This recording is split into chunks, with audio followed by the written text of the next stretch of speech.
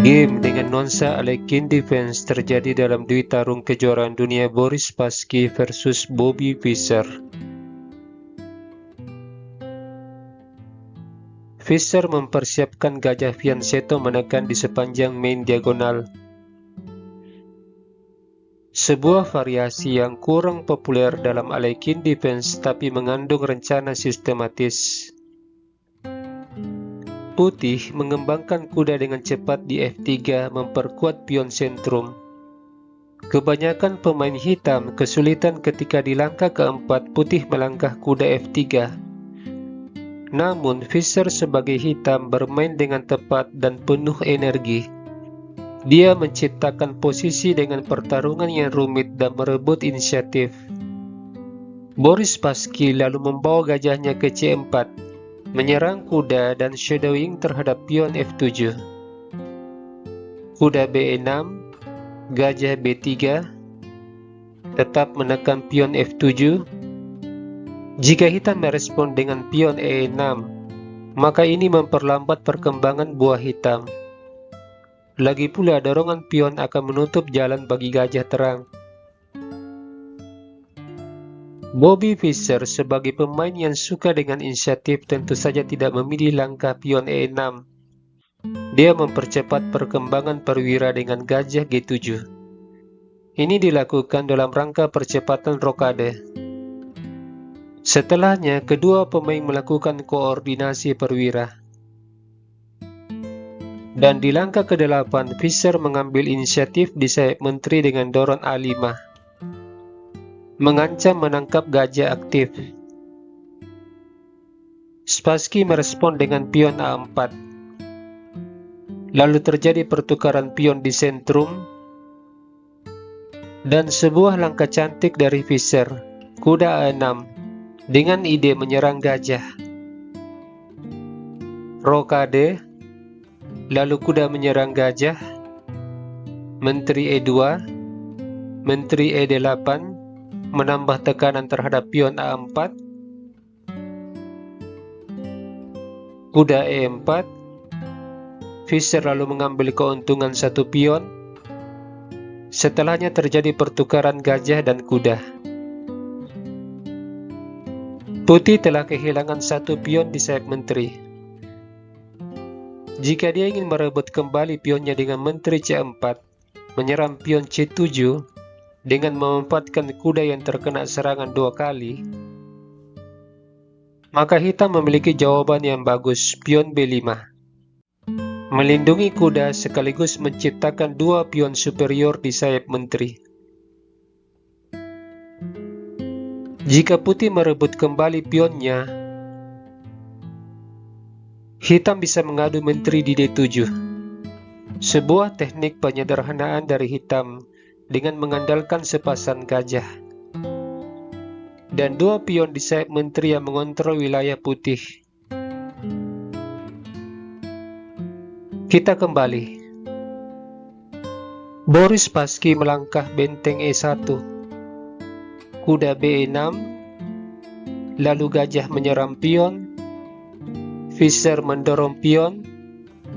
Gajah G5, pion mengusir gajah.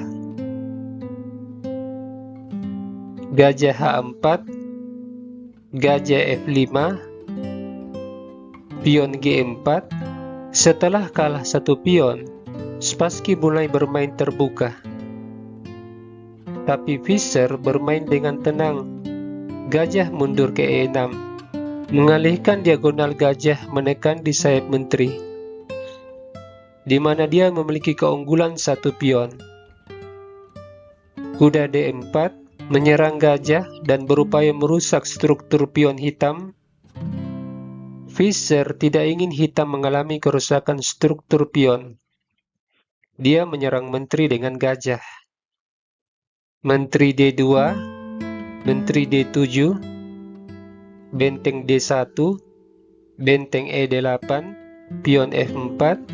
Spassky memajukan seluruh pionnya di sayap raja. Direspon dengan gajah D5. Kuda menyerang menteri. Menteri C8. Dan sebuah kesalahan dari Spassky, Menteri C3. Di sini sebaiknya dia melangkah pion E6, berusaha merusak formasi pion. Jika kuda menyerang menteri, Menteri E2. Setelah Spassky melangkah Menteri C3, Fischer lalu memblokade pergerakan pion di jalur E dengan dorong pion E6, Raja H2, kuda D7. Di sini Spassky kembali melakukan kesalahan dengan mengundurkan kudanya. Langkah terbaik adalah langsung menukar kuda.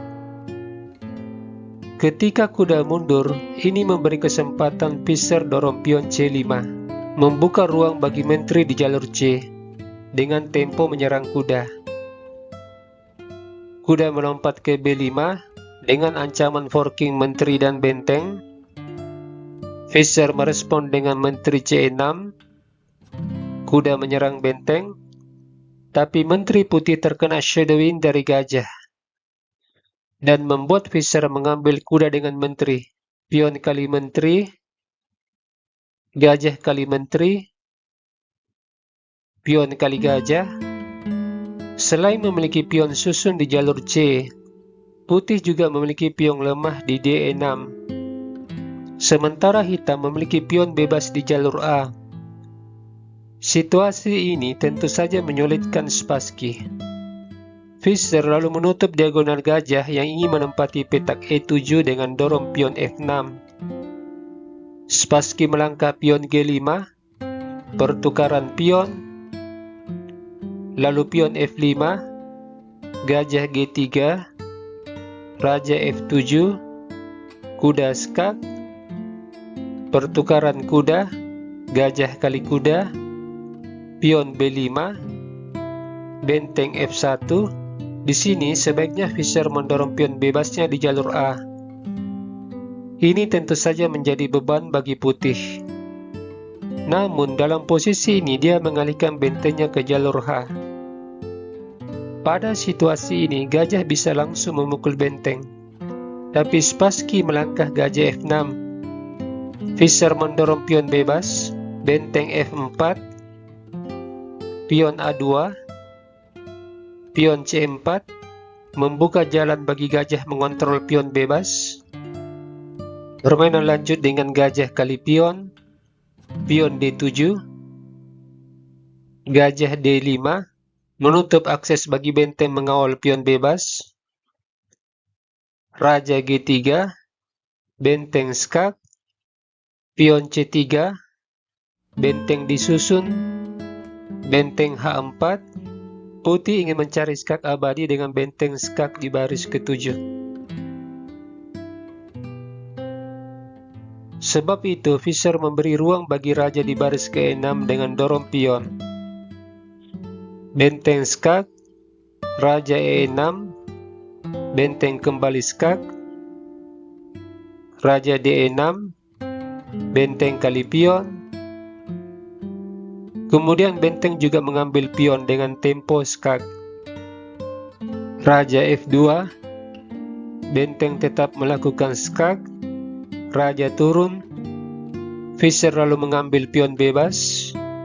Meskipun setelahnya dia kehilangan gajah, raja C6, benteng skak, raja B7, benteng D7, raja A6, benteng diadu, pertukaran benteng, pion B4, pion H4, raja B5, pion H5, pion C4, benteng A1, pion G kali H, pion G6, pion H4, pion G7, pion H3, gajah E7, benteng G8, gajah F8, pion H2, raja C2, raja C6, dan sebuah blunder dari Spassky, dia mengalihkan bentengnya ke jalur D.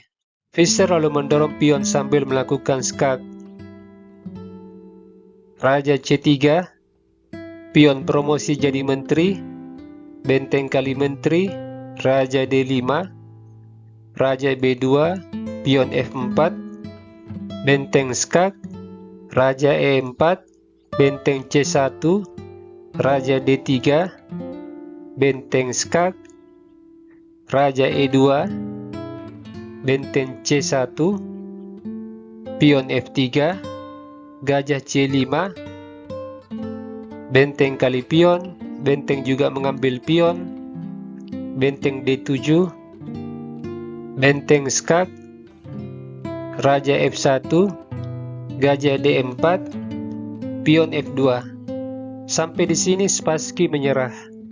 Jika dia melanjutkan dengan benteng F4, benteng kali gajah, benteng diambil, Raja E2, benteng E4, Raja F3, benteng E8, pion promosi jadi menteri, benteng skak, Raja menghindar, benteng kali menteri, Raja kali benteng, dan putih dipastikan akan kalah oleh 2 pion, di mana hitam akan mengorbankan pion di jalur A guna melakukan promosi pion di jalur B.